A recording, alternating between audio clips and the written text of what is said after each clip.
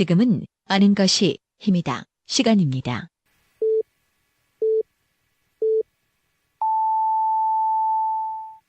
Welcome to the best podcast. Knowledge is power. 2019년 5월 27일 월요일 방송분입니다. 5시 엔데스나 월요일 순서 함께 하십니다. 키워드 여러분의 뉴스 브리핑 팟캐스트 하는 것입니다. 정진호 PD와 함께 하겠습니다.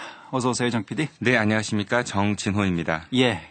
첫 번째 키워드부터 살펴보죠. 네, 오늘 첫 번째 키워드는 기승전 탈원전으로 하겠습니다. 예. 기승전 최저임금에서 요즘은 이제 기승전 탈원전 얘기 많이 나오죠. 네, 그렇습니다. 요즘 우리 사회의 여러 뜨거운 논쟁거리 중 하나가 바로 탈원전이죠. 그 정부의 탈원전 정책 때문에 미세먼지가 급증했다부터 해서 뭐 탈원전으로 인해 전기요금 폭탄이 쏟아질 것이다. 세계 최고 수준의 대한민국 원자력 기술이 도태에 빠질 것이다 등 정말 연일 엄청난 뉴스가 쏟아지고 있는 것 같습니다. 예. 가장 중요한 핵심은 현재 탈원전과 관련된 정책이 하나도 시행되지 않고 있다는 거. 그럼에도 불구하고 모든 현상들이 탈원전 때문에 이 강원도 산불도 탈원전, 예, 미세먼지도 탈원전. 모든 걸 이제 탈원전의 이 이유로 갖다 붙이고 있다는 얘기죠. 네, 그렇습니다. 물론 이제 이 탈원전이 이제 핵발전 같은 경우가 전기 생산비가 뭐 저렴하다. 그리고 미세먼지도 배출되지 않는다. 그래서 이게 굉장히 유익한 건데. 예, 우리가 이런 뭐 장점은 분명히 있습니다. 네, 뭐 그런 이야기들을 예. 많이 했습니다. 그런데 뭐 우리가 역사적으로 봤을 때 뭐 체르노빌, 후쿠시마 사태 보지 않았습니까? 굉장히 위험한 요소들이 있는 거죠. 이게 예. 한번 사고가 나면 돌이킬 수 없는 엄청난 재앙이 될 수 있기 때문에 그래서 이제 궁극적으로는 보다 좀 안전한 대책을 찾아야 한다는 그런 기본 방향엔 많은 분들께서 동의하시지 않을까 싶습니다. 그런데 이제 핵발전하면은 아까 말씀드린 대로 이제 미세먼지가 배출되지는 않지만 실제로는 그보다 훨씬 더 위험한 핵 폐기물이 많이 나오고 있지 않습니까? 예. 그리고 이제 전기를 생산하는 단가가 핵발전이 석탄화력 발전이나 LNG 발전에 비해서 적게 든다고는 하지만 근데 여기에서 이제 핵 폐기물 처리 비용이 빠진 것이기 때문에 꼭 그렇다라고만 보기는 어려울 것 같습니다. 근데 우리 지역 일부 언론에서는 최근 이런 보도가 있었습니다. 바로 정부의 탈원전 정책으로 원전 기술 수출이 한계에 봉착했다 뭐 이런 이야기인데요. 예. 그러면서 이 보도에서는 2015년 수주한 국내 독자 개발 100메가와트급 소형 원전 스마트의 수출이 사우디아라비아 측의 확정 지원으로 어려워졌다. 그리고 그 이후로 원전 수출을 겨냥한 미국의 마쿠 공세와 더불어 우리 정부의 탈원전 정책이 있다라고 이야기하고 있습니다. 예. 미국 측의 마쿠 공세와 관련해서는 뭐 저희가 어떻게 검증할 방법은 없겠습니다만, 네네. 우리나라의 탈원전 정책 때문에 이게 지금 수출이 안 되고 있다. 이런 얘기인데요. 이거는 네. 어떤 근거를 가지고 하는 얘기일까요? 이 보도만 보면요. 이게 근거라고 하기에는 일종의 좀 추측 아닌가 싶은 생각이 듭니다. 예. 이러한 이유에 대해 근거를 대려면 우선 사우디아라비아의 당국자 입장이나 아니면 현지 분위기를 좀 들어봐야 되지 않겠습니까? 예. 근데 이 보도에서는 그게 아니라 우리나라 원자력 연구원 담당자의 인터뷰를 그 근거로 두고 있는데요. 인터뷰 내용을 보면 사우디 입장에서는 여러 가지 지정학적인 관계까지 검토해서 현재 내부에서 치열하게 검토를 하고 있는 것으로 보았다라고 이야기하고 있습니다. 다시 말해서 그 어디에도 사우디아라비아 측이 대한민국 정부의 탈원전 정책 때문에 계약을 망설이고 있다 이런 이야기는 없습니다. 예. 이런 이야기가 없는데 여기에다 이제 탈원전 정책 때문에 사우디가 꺼려하고 있다. 이렇게 갖다 붙였다라는 얘기죠. 네, 그렇습니다. 이게 좀 뭔가 의도가 있어 보인다라고 해석될 수밖에 없을 것 같은데요. 다른 언론에서도 이와 비슷한 보도를 하고 있습니다. 아랍에미레이트 바카라 원전 정비 사업의 대한민국 단독 수주가 무산될 가능성이 높아졌는데 그 이유로 정부의 탈원전 정책 때문이라는 원전업계의 이야기를 전하고 있습니다. 당초 정부는 최장 15년간 최대 3조 원 규모의 단독 수주를 예상했다고 하는데요. 하지만 아랍에미레이트 측에서 계약 금액을 낮추기 위해 한 곳에 몰아주지 않고 여러 업체와 계약하는 방안을 검토 중이라고 이렇게 이야기하고 있습니다. 예. 아랍에미레이트 측에서는 어쨌든 계약 금액을 낮추기 위해서 여러 사람들에게 이제 참여자들에게 경쟁을 붙이는 것은 이거는 아랍에미레이트 측에서는 당연한 조치인 것 같고요. 네네. 그걸 이제 우리가 탈원전 때문에 불리한 상황이다 이렇게 지금 프레임을 짜고 있다라는 얘기죠. 네, 그렇습니다. 그러면서 이 보도에서는 그 바카라 원전 운영사가 한국수력원자력과 15년간 운영 지원 계약을 체결하고도 지난해 11월 사전 통보 없이 프랑스 전력공사와 원전 안전관리 서비스 계약을 체결했다 이렇게 이야기를 하고 있는데요. 근데 이게 논리적으로 좀 설득력이 부족해 보이는 게 프랑스 역시 그 5년 늦추긴 했지만 우리나라보다 훨씬 더 속도를 내는 탈원전 정책을 실행하고 있는 나라입니다. 예. 즉 정부의 탈원전 정책 때문에 이게 단독 계약이 어려워졌다면 아랍에미레이트가 그 우리와 똑같은 탈원전 정책을 펴고 있는 프랑스와 계약한다는 게 좀 말이 안 되는 이야기죠. 예. 결국 이제 모든 원인은 탈원전 정책 때문이다. 뭐 이렇게 보고 싶은 거죠. 네, 그렇습니다. 물론 그 탈원전 정책에 대해 여러 입장이 있을 수는 있습니다. 하지만 비판을 하기에 앞서서 좀 합당한 근거를 제시해야 되는데 그게 아니라 이처럼 이제 감정적 대응으로만 일관하는 거는 바람직해 보이진 않는 것 같습니다. 그 현재 정부의 탈원전 정책은 당장 그 핵발전소를 멈추는 것이 아니라 그 현재 30%의 원전 비중을 2030년까지 단계적으로 18% 수준으로 낮추는 게 주요 골자입니다. 그리고 그 안에 그 신재생 대체에너지를 개발해 대체해 놓자는 것이죠. 그리고 다들 아시겠지만은 그 새로 짓다가 이 탈원전 정책 때문에 중단한 신고리 5, 6호기도 그 공론화위원회의 결정에 따라 공사를 계속 진행하고 있지 않습니까? 예. 그 우리 후손들이 살아갈 세상에 보다 싸고 안전하고 친환경적인 에너지를 찾아주는 것은 현 세대인 우리가 해야 될 중요한 일들 중 하나가 아닐까 싶습니다. 그 현재 벨기에, 독일, 스페인, 스위스는 모든 핵 발전소의 가동을 중단한 상태이고요. 호주, 오스트리아, 덴마크, 그리스, 아일랜드, 이탈리아, 라트비아, 리히텐슈타인, 룩셈부르크, 말레이시아, 몰타, 뉴질랜드, 노르웨이, 필리핀, 포르투갈 굉장히 많은 나라들이 핵 발전 자체가 없다고 합니다. 예. 결론적으로 말해서 현 정부 들어서 이 원전의 숫자는 더 늘었고 원전의 가동률도 지난 박근혜 정부하고 지금은 거의 뭐 한 3, 4%로 같아졌다. 예. 이게 결론입니다. 네, 그렇습니다. 예. 두 번째 키워드 살펴보죠. 네, 두 번째 키워드는 누구를 위한 박람회로 정해봤습니다. 예, 어떤 얘기입니까? 지난 금요일 방송에 이어서 오늘도 그 실패 박람회에 대해서 좀 말씀을 드리도록 하겠습니다. 지난주 화요일부터 금요일까지 3일간 대전 무역 박람회에서 이제 실패 박람회가 열렸었는데요. 그 실패에 대한 오해와 편견을 좀 극복하고 다양한 실패 사례를 공유해 이게 정책에도 좀 반영될 수 있도록 하고자 하는 취지였고요. 그 언론에서도 허태정 대전시장의 인터뷰를 실는 등 많은 보도가 있었습니다.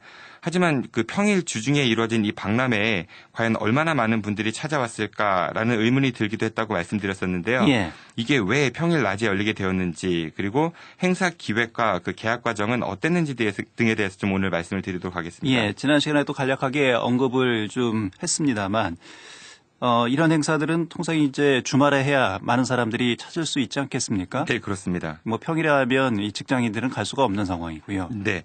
이게 평일에 열린 이유를 좀 물어보니까요. 우선은 그 실패 박람회는 행안부 주관 사업으로 대전, 강원, 전주, 대구 등 지역의 4개 도시가 참여하는 사업이라고 합니다. 그리고 지난주 열렸던 대전 박람회는 대전시가 주관을 한 사업이었고요. 9월에는 행안부 주관으로 서울에서 금, 토, 일 이렇게 주말에 열릴 예정이라고 합니다. 근데 이 박람회가 대전에서 왜 주말이 아닌 주중에 열렸는지에 대해서 제가 대전시 관계자에게 물어보니까 그 함께 개최된 글로벌 스타트업 페스티벌 때문이었다는 답변을 들었습니다. 예.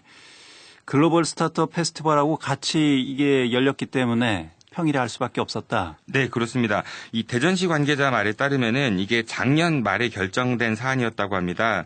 그 글로벌 스타트업 페스티벌이 허태정 시장의 공약 사업이기도 했고 또 두 박람회를 함께 열면 시너지 효과도 클 것 같아서 그렇게 하기로 결정했었다고 합니다.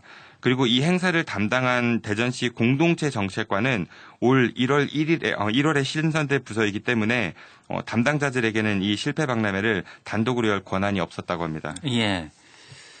두 행사를 묶어서 하는 게 이게 담당 부서가 생기기 이전에 이미 결정된 사안이다. 어쩔 수 없었다. 뭐 이런 항변이군요. 네, 그렇습니다. 그리고 이게 당초에는 일요일에 시작해서 목요일까지 총 5일간 진행될 예정이었다고 합니다.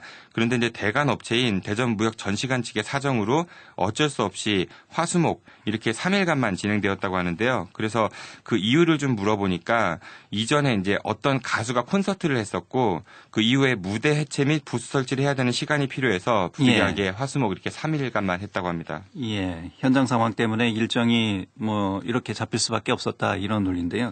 그래서 이게 중요한 행사였다면 많은 시민들이 또 찾아와서 봐야 할 그런 행사였다면 좀 이런 이유가 좀 궁색하지 않나 그런 생각이 듭니다. 네, 좀 뭐랄까 그 행사를 하는 본래 목적이 무엇인가에 대해 좀 고민을 해보지 않을 수 없을 것 같습니다. 행사를 꼭 치러내는 게 목적은 아니었을 테니까요. 그렇죠. 예산은 얼마나 소요됐습니까? 네, 이번 실패 박람회에는 총 1억 7천만 원 정도가 소요될 예정이라고 합니다. 그 내용을 살펴보니까 행안부에서 1억 60만 원, 그리고 대전시가 7천만 원을 내려보냈다고 하는데요. 그중 행안부 예산은 그 윙잉이라는 곳과 계약이 체결됐고 이 돈은 오는 9월에 서울에서 열릴 실패 박람회 때 사용될 예정이라고 합니다. 그리고 대전시 예산 7천만 원은 이번 대전 박람회 때 사용되었다고 하는데요. 사회적 기업 그 수의계약 수준을 맞추기 위해서 그 위즈온이라는 곳과 4천만 원대 후반으로 그리고 나머지는 대전경제통상진흥원에서 사용했다고 합니다. 그리고 이들 계약 업체는 그 시민들의 실패 사례를 모아서 그걸 체험하고 공유할 수 있는 모델을 만들어서 전시한 게 이번 대전 실패 박람회였다고 합니다. 예. 지난 시간에도 이 실패 박람회 취지는 좋았지만 내용은 참 부실했다. 뭐 이런 지적을 하지 않았습니까? 네, 그렇습니다. 그 내용 관련해서는 뭐 글쎄요, 시민들이 좀 공감할 수 있는 그런 내용들이 있었는지요? 네, 이게 시민들의 혈세가 투입되는 사업이니까 정말 많은 시민들의 뜻이 좀 담기고 그리고 잘 전달되는 게 제일 중요할 것 같은데요. 예. 하지만 실패 박람회에 가서 보니까 그 제 개인적으로는 솔직히 이게 7천만 원이나 들인 것 치고는 과연 이 박람회를 통해서 어떤 실패의 교훈을 얻을 수 있는지라는 의문이 좀 들긴 했습니다.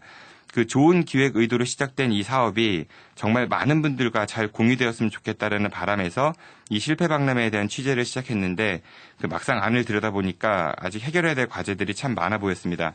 내년에도 이 박람회를 할 계획이 있다고 하니까 그 내년에는 그 올해의 실패를 부디 좀 거울 삼아서 보다 많은 시민들이 함께할 수 있는 그런 실패 박람회가 되었으면 좋겠습니다. 예. 키워드로 보는 뉴스 브리핑 팟캐스트 하는 것입니다. 정진호 PD였습니다. 정 PD 수고했습니다. 고맙습니다. 2019년 5월 28일 화요일 방송분입니다. 5시 현대사남 화요일 순서 함께 하십니다. 키워드로 보는 뉴스 브리핑 진행합니다. 팟캐스트 하는 것입니다. 정진호 PD와 함께합니다. 어서 오세요, 정 PD. 네, 안녕하십니까. 정진호입니다. 첫 번째 키워드부터 살펴보죠. 네, 오늘 첫 번째 키워드는 누굴 위한 출마로 정해봤습니다. 예. 뭐 대의를 생각하면 국민을 위해서 아니면 유권자를 위해서 출마를 하는 것이고요. 뭐 지극히 개인적으로 생각하면 자신의 뭐 출세를 위해서 출마하는 분들도 있을 거고요. 네, 그 오늘 드릴 이야기는요. 그 지난 7대 대전광역시의회 전반기 의장을 지냈던 김인식 현 대전시의원이 최근 불거진 자신의 학력 논란과 관련 그 억울하다면서 정치적 음모설을 제기한 이야기부터 시작하겠습니다. 예. 그 김 의원은 대전시의회에서 긴급 기자회견을 열고 자신은 교육청에서 발급받은 고교 졸업증명서를 제출해서 대학에 입학했는데 특정 정치 세력이 이를 악용해 자신을 공격하고 있다는 식의 음모설을 제기했다고 합니다. 예. 이른바 음모론이군요. 네, 그렇습니다. 정치권에서 늘 뭐 횡행하는 네, 맞습니다. 구태 정치의 전형인데. 네. 이 사건은 며칠 전 그 SBS의 한 보도로 거슬러 올라가 볼 수 있는데요. 그 SBS는 더불어민주당 박용진 의원실의 자료를 인용해 고교 학력이 인정되지 않는 직업학교나 외국인 학교 그 졸업장으로 대학에 들어간 사례가 무더기로 확인되어서 국민권익위가 시정을 요구했지만 교육부가 사실상 손을 놓고 있다. 뭐 이렇게 보도를 한 바가 있었습니다. 네. 그러면서 그 대전시의회 김모 의원의 사례를 들었는데요. 김 의원의 선거 공부엔 대학과 대학원을 졸업했다고 기재되어 있지만 실제로는 고교 학력이 인정되지 않는 실업 전수학교 출신이라 애초에 그 대학에 입학할 자격이 없었다. 즉 고등교육법을 위반한 사례다 이렇게 밝혔다고 합니다. 예. 고등학교 졸업을 인정받지 못하면 대학을 현재 우리 교육제도상으로는 진학을 할 수가 없죠. 네, 그렇습니다. 예. 그런데 이 김인식 의원은 인가받지 않은 고등학교를 졸업하고 대학을 진학했다. 뭐 이런 얘기입니까? 이게 좀 살펴볼 필요가 있는데요. 그래서 좀 보니까 실제로 그 김인식 의원은 대전 동구 성남동에 있었던 광양 실업 전수학교라는 곳을 졸업했다고 합니다. 이 전수학교라는 곳이 좀 낯설게 들리실 분들도 계실 텐데요. 자료를 보니까 전수학교는 고등학교 정도에 해당하는 각종학교라고 되어 있습니다. 여기서 각종학교란 교원, 시설 등이 정규학교의 기준에 미치지 못해 정규학교의 명칭을 사용할 수 없는 그 정규학교와는 달리 직업기술교육에 더 비중을 두는 그런 학교를 뜻한다고 합니다. 예. 그런데 전수학교는 그 정규학교에 준하는 그런 운영을 하고 있기 때문에 교육행정당국에 의해 졸업생들에 대한 그 상급학교, 진학특권 등이 인정되는 경우도 있다고 합니다. 아, 인정되는 경우도 있다. 네, 그렇습니다. 아, 불가능하다라는 것은 아니군요. 네, 맞습니다. 예. 근데 지금 김인식 의원은 이 보도가 지금 익명으로 나갔지요? 처음에 익명으로 나갔는데 나중에 이제 본인이 직접 자신이라고 밝히면서 예. 그거를 그러니까 교육청으로부터 그 제대로 된 서류를 가지고 이제 진학을 했다 이렇게 주장을 했는데요. 그 자신은 떳떳하다 뭐 이런 입장인 거죠. 김인식 의원에 따르면은 그 2005년 충북의 한 대학에 진학할 때 그 졸업 증명서와 성적 증명서 등을 떼서 적법한 정식 절차를 밟았으며 교육청으로부터 정식 코드까지 받았다. 그리고 이를 이제 SBS 방송 취재 과정에서 다 설명했었는데 자신도 없는 사무실에 급습해 누가 봐도 김인식 의원님을 알 수 있게 보도했다면서 그 명예를 훼손당했다 이렇게 억울함을 표하기도 했다고 합니다. 예. 그러면서 자신을 타깃 삼아서 취재를 해간 것은 정치적 음모에서 시작된 거 아니냐 뭐 이런 의구심이 든다 이런 입장을 밝혔다고도 합니다. 예. 뭐 이 자격 적격 여부는 이건 뭐 금방 조사해 보면은 나올 수 있는 부분이지 않을까 싶거든요. 네, 그렇습니다. 뭐 그렇게 어렵지는 않은 것 같은데. 근데 지금 김인식 의원은 어쨌든 이 부분을 이제 정치적 음모다 이렇게 주장하고 있는 거죠. 네, 그 김인식 의원은 현재 대전 서구 3선거구 출신의 4선 시의원인데요. 그 이 지역은 현재 같은 당 소속 박병석 의원의 서구 갑 선거구 안에 있습니다. 그런데 김 의원은 그 박병석 의원 측근으로부터 내년 총선 경선에서 그 박 의원이 김 의원을 경쟁 대상으로 놓고 보고 있다 뭐 이런 이야기를 들었다면서 자신의 학력 이야기는 극소수만 알고 있는 사실인데 작년 지방선거 경선 과정에서 그 박 의원 측근이 이에 대해 협박하든 이야기했다. 자신이 직접 말할 수는 없지만 어떤 정치적 음모가 있는지 언론이 있으면 잘 판단해달라 이렇게 이야기했다고 합니다. 아, 이건 김인식 의원이 직접 한 얘기입니까? 네, 그렇습니다. 예. 글쎄요, 이걸 어떻게 해봐야 될까요? 네. 이게 팩트 체크가 있어야 될 것 같은데요. 네, 그렇습니다. 그러면서 또 이런 이야기를 덧붙였다고도 하는데요. 그동안 총선 출마에 대해서 한 번도 생각해 본 적이 없지만 이번 일을 계기로 정치적 행보를 다시 고민하게 됐다. 비열하고 비겁하고 부도덕한 정치인에 대한 실체를 하나하나 밝혀나가겠다. 뭐 이런 이야기도 했다고 합니다. 아, 이 얘기는 총선을 출마하겠다 뭐 이런 얘기입니까? 듣기에 따라서는 그런 가능성을 열어두겠다라고 들을 수도 있을 것 같습니다. 예. 글쎄요, 현재는 이제 같은 당이잖아요. 네, 그렇습니다. 근데 지금 이러한 문제 제기를 하면서 폭로를 하겠다 뭐 이런 뉘앙스의 그 발언들을 하는 거 보면은 예. 앞으로 일이 어떻게 전개될지 참 청취자분들께서 잘 생각이 드실 것 같습니다. 물론 정치인들 입장에서는 경선이니 출마니 뭐 자신들에겐 다 중요한 일일 것입니다. 하지만 자신이 정치적으로 억울한 일을 당했다고 해서 그게 이제 총선 출마의 명분이 될 수 있는 거는 또 아니라고 생각합니다. 그렇죠. 뭐 잘못된 일은 사법기관을 통해서 밝혀서 그 관련된 처벌을 받을 사람이 있으면 처벌받으면 되지 않겠습니까? 그 총선을 통해 선출된 국회의원이라는 자리는 국민을 대신해 국정을 감시하고 또 국민들을 위한 법을 만들고 또 그렇게 하라고 국민들이 만들어준 자리이지 각 정치 계파 간 갈등에서 우위를 점하기 위한 도구가 아님을 좀 우리 지역의 정치인들이 좀 아셨으면 좋겠습니다.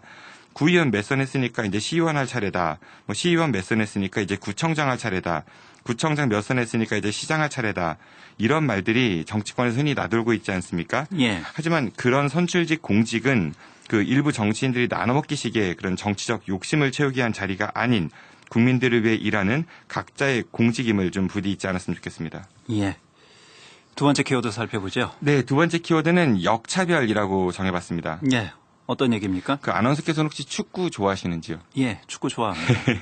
그 축구로 하나 되는 대전 시민 대축제라는 슬로건을 가지고 중도일보와 대전 시티즌이 주관하는 제13회 이츠 대전 국제축구대회가 6월 8일 오후 6시 대전 월드컵 경기장에서 열린다고 합니다. 예. 그 이 이츠 대전 국제축구대회는 2007년 브라질 명문 클럽 인터나시오날과의 첫 대회를 시작으로 일본 빗셀고베 등 세계 여러 클럽팀을 초청해 경기를 진행해 왔다고 하는데요. 올해 대회에서는 그 얼마 전 대전 시티즌 출신 황인범 선수가 이적한 밴쿠버 화이트캡스가 초청되었다고 합니다. 아, 그럼 황인범 선수도 옵니까? 네, 그렇다고 합니다. 예. 지금 뭐 대전 시티즌이 내부적으로 또 외부적으로 상당히 여러 가지 어려운 상황에 지금 직면해 있습니다. 네. 이런 대회를 계기로 해서 좀 분위기 반전이 필요한 것이 아니냐, 뭐 이런 목소리도 있는 것 같아요. 네, 그렇습니다. 그런데 이 대회 주최 측이 홍보하는 내용을 좀 보면요. 실제 시민들과의 정서가 좀 동떨어진 너무 자화자찬으로 이루어진 게 아니야 뭐 이런 지적도 있다고 합니다. 그 내용을 살펴보면은 주최 측은 이 대회가 대전충청의 미래 발전 동력 창출을 위한 일석삼조의 역할을 톡톡히 하고 있다. 대전의 축구 성지 퍼플 아레나에 모인 수만 명의 그 축구팬과 지역민들이 내뿜는 용광로와 같은 열기는 충청 발전 모멘텀을 창출하는 에너지원 역할을 한다. 세계 축구 강국 명문 클럽 초청 스페셜 매치로 대전 시티즌의 국제 경쟁력 향상을 견인하고 해외 예. 자매 도시 교류 등 축구 외교를 통한 실리도 만만치 않다. 이렇게 밝히고 있다고 합니다. 예. 통상 어떤 대회의 취지나 뭐 행사의 취지를 묘사할 때는 이렇게 좀 과장해서 하는 것도 있습니다. 네. 근데 뭐 좀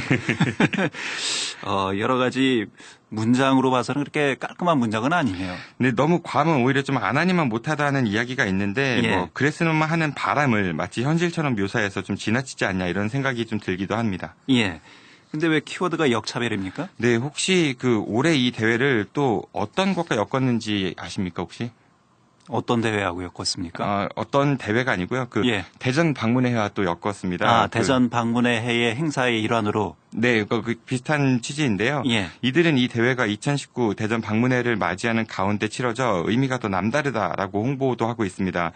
대전과 경기장을 찾은 축구팬과 관광객들에게 축구특별시 대전의 특색 있는 스포츠 문화를 소개한다는 점에서 의미가 남다르다 이렇게 이야기하고 있습니다. 예. 근데 저도 나름 좀 스포츠를 좋아하는 편인데요.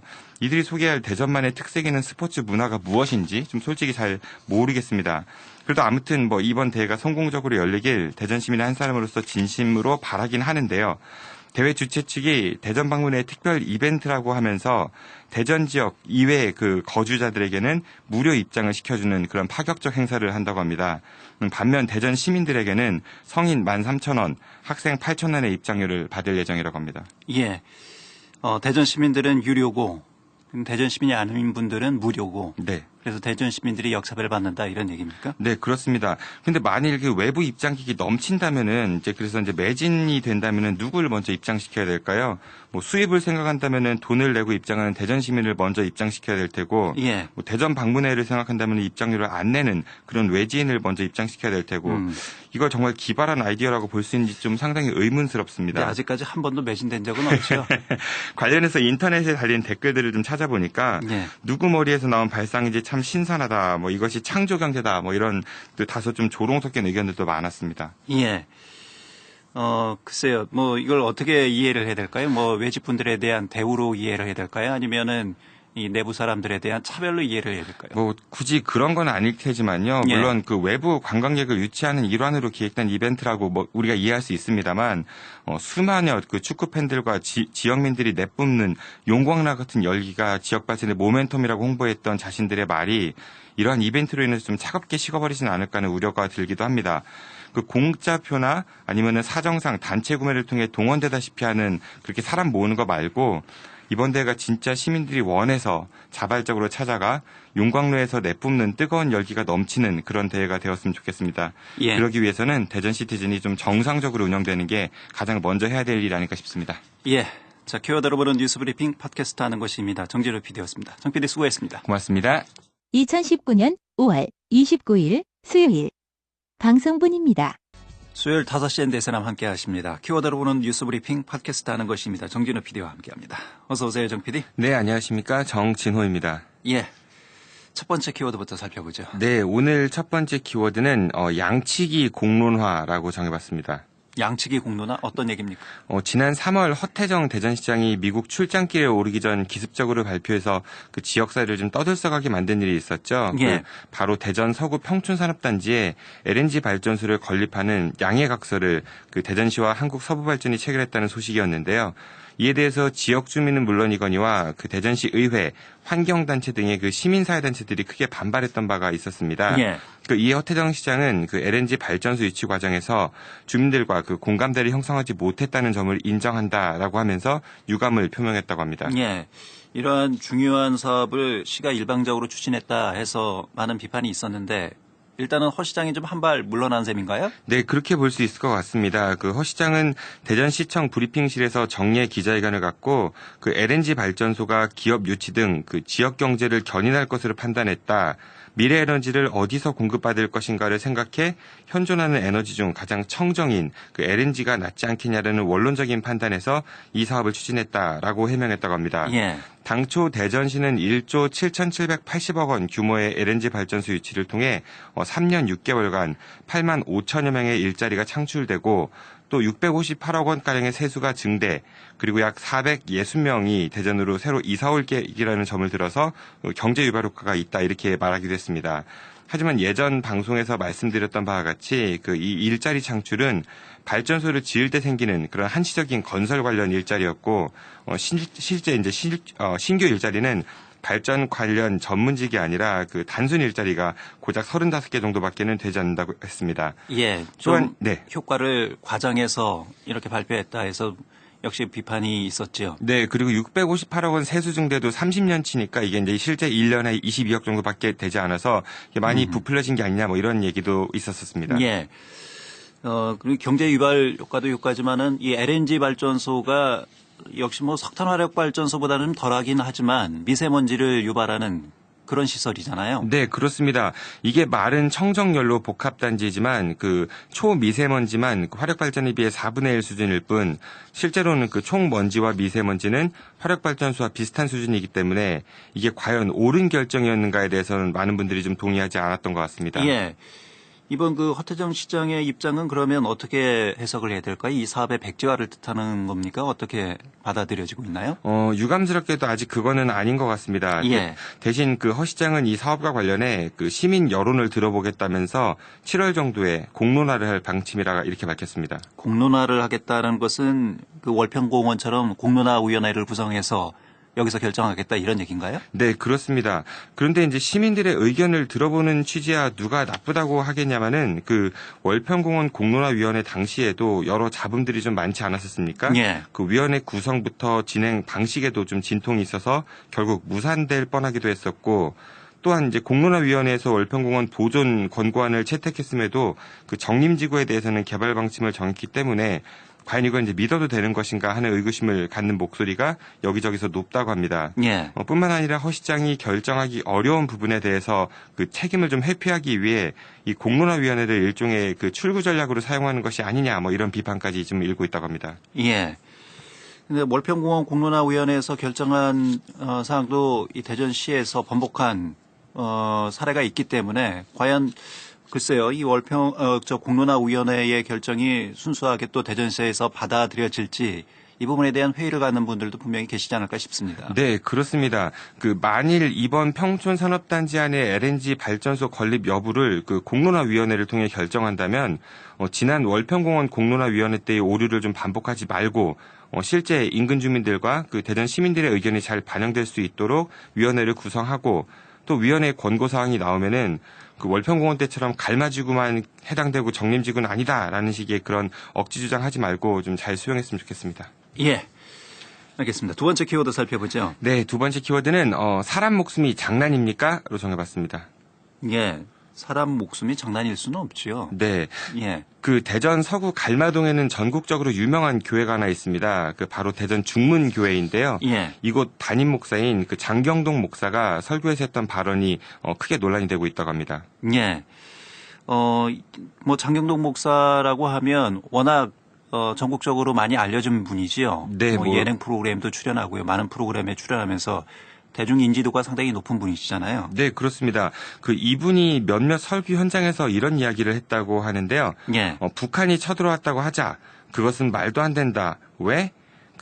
그쪽은 2천만이고 우리는 5천만이니까 한 놈씩만 안고 죽으면 2천만만 희생하면 나머지는 3천만은 살게 되고 그 3천만 명이 아기를 낳으면은 인구수는 금방 회복된다. 뭐 이런 주장을 했다고 합니다. 설교 현장이라면 교회에서 이런 얘기를 했다는 얘기인가요? 네, 그렇습니다.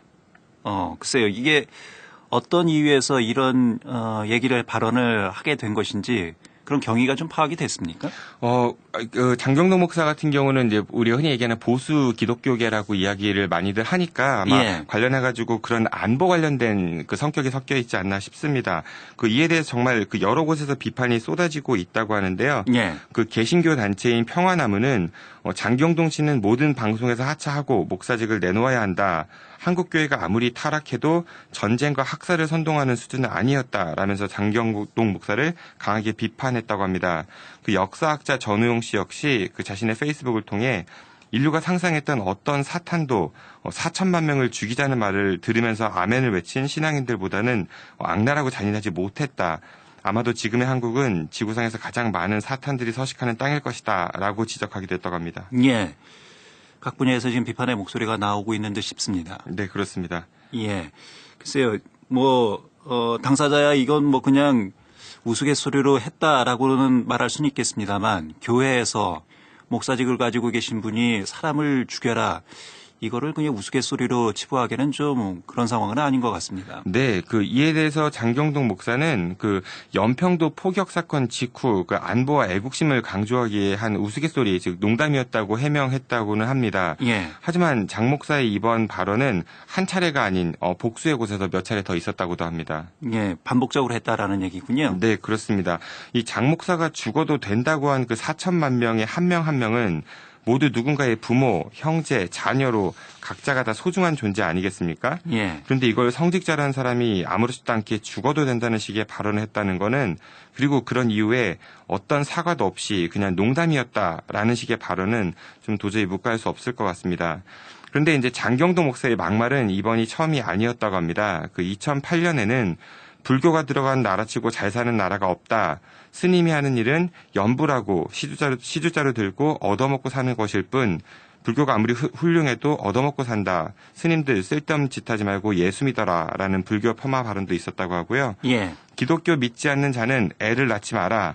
어차피 전부 지옥에 갈 건데 애는 뭐하러 낳느냐. 라는 그런 얘기부터 수영장은 오줌물 투성이다. 여름에 휴가 가지 말고 그 돈은 목사님을 좀 줘라. 이런 막말들이 정말 많았다고 합니다. 예. 성직자도 자연인으로서 정치적 견해와 신념을 가질 수가 있습니다. 이건 존중해줘야 될 부분이지요. 하지만, 그걸 사람의 생명과 관련해서 이렇게 비유하고 또 설교를 한다는 것은 어떤 면으로도 이야기하기는 좀 어려운 부분이 분명히 있는 것은 사실입니다. 네, 그렇습니다. 이 장 목사는 정치 개입 논란도 있었습니다. 지난 20대 총선에선 장 목사가 4.13 총선 기간 때 기호 5번 기독자유당을 찍어주셔서 동성애와 이슬람으로부터 나라를 잘 지킬 수 있도록 많이 도와달라라고 말하는 홍보 영상을 교회 안에서 이제 틀어가지고 공직선거법 위반 혐의로 불구속 기소된 바도 있었습니다. 장 목사가 담임 목사를 있는 대전 중문교회에서 배우자는 현재 수석 목사, 아들은 담당 목사, 딸은 전도사를 맡고 있다고 합니다. 예. 즉 가족 모두가 중문교회의 주요 자리를 차지하고 있다고 볼 수 있겠죠. 과연 이런 상황을 중문교회 신도들이 어떻게 바라볼지 참 궁금합니다. 부디 종교가 정치에 개입하거나 특정 이념을 대변하기 위한 수단으로 사용되지 말고 종교 본연의 자리로 좀 돌아갔으면 좋겠습니다. 예. 키워드로 보는 뉴스 브리핑. 지금까지 팟캐스트 하는 것입니다. 정진호 PD였습니다. 정 PD 수고했습니다. 고맙습니다. 2019년 5월 30일 목요일 방송분입니다. 5시 현대사람 목요일 순서 함께 하십니다. 키워드로 보는 뉴스 브리핑 팟캐스트 하는 것입니다. 정진호 PD와 함께 합니다. 어서 오세요, 정 PD. 네, 안녕하십니까. 정진호입니다. 예. 첫 번째 키워드부터 살펴보죠. 네, 오늘 첫 번째 키워드는 한 입만으로 정해봤습니다.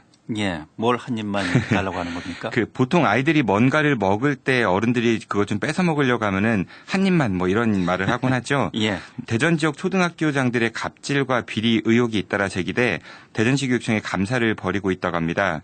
대전시 교육청은 대전 G 초등학교장과 S 초등학교장의 갑질 및 비리 의혹에 대한 특별 감사를 마무리하고 각각 처분 심의 중인 것으로 알려졌다고 합니다. 예. 전국 시도교육청 청렴도 평가에서 수년째 대전시교육청이 하위권에 머물러 있잖아요. 네, 그렇습니다. 정말 바람잘 날이 없는 것 같은데요. 예. 그 비위 내용을 좀 한번 들여다보면요. 우선 S초등학교 교장은 예전에 그 교감으로 있었던 그 학교에서 자신의 고등학생 딸 봉사활동을 위해 5, 6학년을 대상으로 하는 토요 방과후 프로그램을 개설했고 자신의 여동생을 특기적성 프로그램 강사로 위촉했다는 의혹을 받고 있다고 합니다. 예. 그리고 급식비도 내지 않은 채 학교 급식을 먹었다 뭐 이런 의혹도 있다고 합니다. 예. 학교를 사적 목적으로 활용했다. 이런 얘기군요. 네, 그렇게 볼 수 있을 것 같습니다.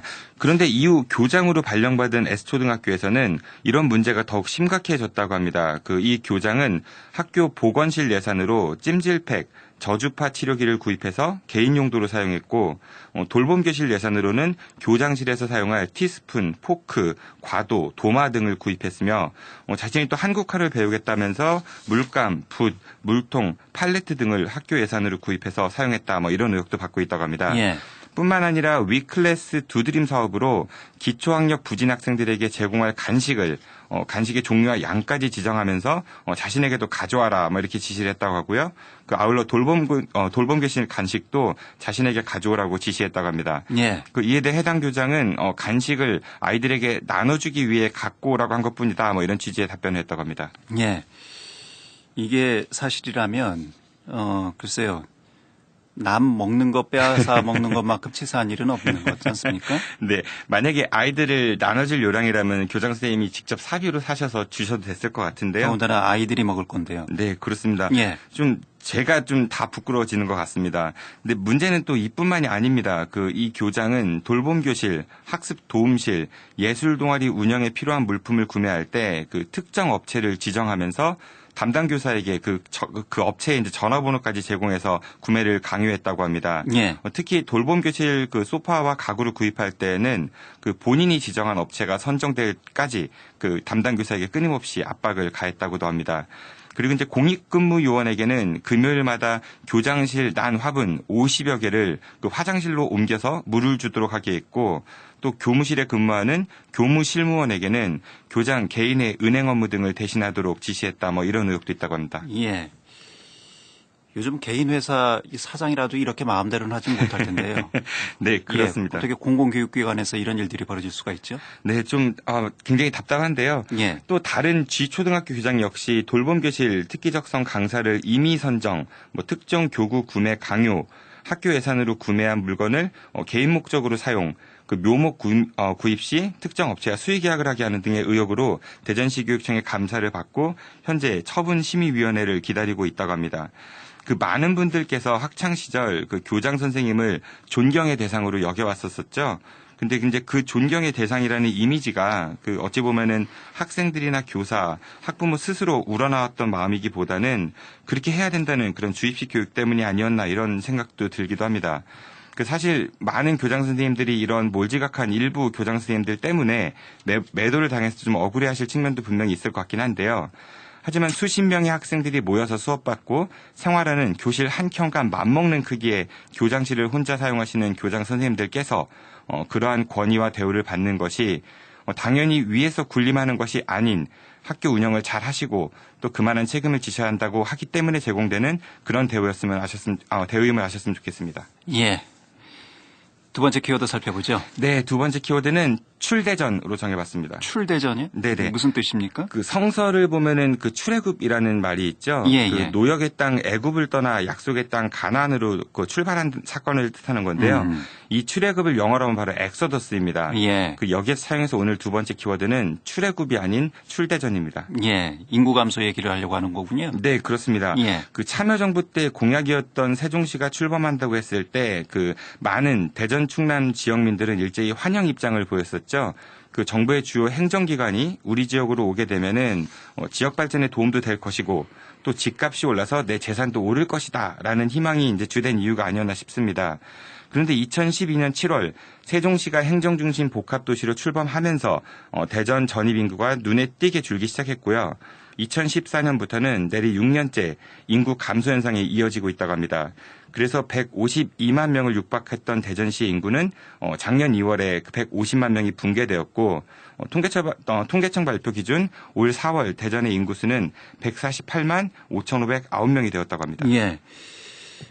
이렇게 이제 인구 유출이 심각하다면 뭐 다양한 요인들이 있겠습니다만 어쨌든 인구 유출과 관련해서는 상당히 좀 이게 무겁게 받아들여야 될 부분이 있지 않을까 싶군요. 네, 맞습니다. 그 인구수가 많은 것이 반드시 좋은 것만은 아니지만은 근데 이제 여러 언론을 비롯해 많은 곳에서는 그 인구 150만이 무너졌다, 뭐 5대 도시의 위상이 꺾였다라는 식의 일종의 이제 규모 이야기만 하고 있는 것 같아 좀 안타까운 측면도 있습니다. 예. 그 오늘은 우선 두 가지 관점에서 좀 살펴보도록 할 텐데요.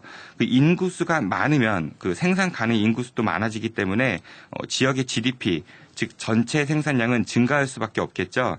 하지만 그게 꼭 전체 생산량에서 인구수로 나눈 1인당 그 생산량이 함께 올라간다는 뜻은 아닙니다.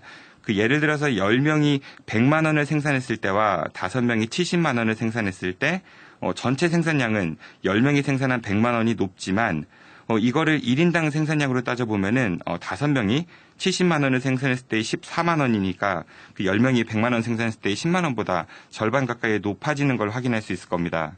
그러니까 인구수가 줄어든다는 것이 반드시 나쁜 것만은 아닙니다. 그리고 또 그 줄어든 인구수를 꼭 회복시킬 필요는 없다고 생각합니다. 그 문제는 전체 생산량이나 인구수가 아닌 현재의 삶의 질인 것이죠. 예. 하지만 남아있는 사람들에게 대전이라는 도시가 과연 살만한 곳인가? 다시 말해 대전 시민들의 현재의 삶의 질이 높은 편인가라는 질문엔 쉽사리 그렇다라고 대답하기는 좀 어려울 것 같습니다. 그리고 이 삶의 질이 나쁘면 자연스럽게 인구수는 계속 줄어들 수밖에 없을 것 같습니다. 예. 어쨌든 이제 인구 유출의 이유를 좀 꼼꼼히 따져봐야 된다 이런 얘기인 것 같고요. 네네. 예, 대전에 살던 사람들이 어떤 이유로 그러면 대전을 떠난다고 이렇게 조사가 돼 있습니까? 네, 대전의 인구 유출은 주로 이제 세종시로 이어졌다고 하는데요. 주거 이슈가 가장 크게 작용한 것으로 분석됐다고 합니다. 그 통계청 발표에 따르면 주택으로 인한 이주가 40%로 절반 가까이를 차지하고 있다고 하고요. 그 다음이 가족 때문에 이주를 했고, 그리고 직업 때문에 이주했다라는 이유가 그 뒤를 잇다고 합니다. 그러니까 이제 대전이 돈 벌어먹고 또 편안하게 살기에 그리 좋은 도시는 아니다, 뭐 이런 이야기로도 들릴 수 있을 것 같습니다. 이런 와중에 또 이런 보도가 있었습니다. 대전 지역의 공직자와 지역 공기업 종사자 그리고 대덕 연구단지 연구 인력들 중 상당수가 세종시로 이사했다, 뭐 이런 보도인데요. 예. 한국철도공사 본사에서 일하고 있는 임직원 1,554명 중 절반에도 미치지 못하는 680명만이 이제 대전에 주소지를 두고 있고, 나머지 이제 30%가 넘는 직원들은 서울과 경기 지역에, 그리고 이제 87명은 세종시에 거주하고 있는 것으로 파악됐다고 합니다. 또한 대전시청에서 일하는 공직자 2,671명 중 세종으로 이주한 사람은 102명, 동구청은 전체 1,018명 중 12명, 중구청은 840명 중 22명, 서구청은 1,258명 중 43명, 유성구청은 997명 중 36명, 그리고 대덕구청은 794명 중 53명이 세종으로 이주했다고 합니다. 예. 이들의 가족까지 함께 포함한다면은 인구 유출 규모는 더 커질 수밖에 없을 것이고요. 그래서 세종으로 이사한 공직자들이 대전시의 인구 유출에 한몫했다, 이렇게 볼 수도 있을 것 같습니다. 예. 글쎄 뭐 어디에 사는 것은 개인의 자유입니다. 세종에서 산다고 해서 그걸 꼭 나쁘다고 볼 수만은 없는 일이고요. 그건 이제 지자체의 역할이고 책임이죠. 더 좋은 환경을 만들면 굳이 다른 도시로 이전을 안 하겠죠. 네, 이걸 딱히 뭐 공무원들이 잘못했다라고 단정 지을 수는 없지만, 그런데 공직자들인데 왠지 정서상 좀 개운치 않은 면이 있지 않나 그런 생각도 듭니다. 예를 들어서 우리가 흔히 나라의 교육 제도를 담당하는 고위 공직자들이나 뭐 정치인들이 교육을 어떻게 한다라고 이야기하면서 정작 자기 자녀들은 해외에서 유학시키는 걸 볼 때 국민들 상당수가 좀 상대적 박탈감을 느끼지 않습니까? 예. 하지만 근데 이제 또 이거를 온전히 개인 탓으로 돌릴 수는 없을 것 같고요. 우리가 흔히 인구 유출 이유를 주거와 일자리 그리고 좀 더 나아가 보육과 양육에 보통 두고 있는 것 같습니다. 주거는 새 아파트도 좋지만 그게 비싸면 또 그림의 떡이 되지 않겠습니까? 내가 부담 없이 살 수 있는 집, 쉽게 찾고 또 존중받을 수 있는 안전한 일자리, 그리고 치열한 경쟁보다는 함께 배려하며 협동을 배울 수 있는 창의적 교육 환경이 마련된다면 남아있는 대전 시민들이 좀 더 대전을 덜 떠나지 않을까 싶습니다. 그러기 위해서는 앞으로 대전시 행정당국이 어떤 정책을 무엇을 우선적으로 펼쳐야 할지 좀 고민해서 제대로 좀 철학을 가지고 좀 했으면 좋겠다는 생각이 듭니다. 예, 키워드로 보는 뉴스 브리핑 팟캐스트 하는 것입니다. 정진우 PD와 함께했습니다. 정 PD 수고했습니다. 고맙습니다.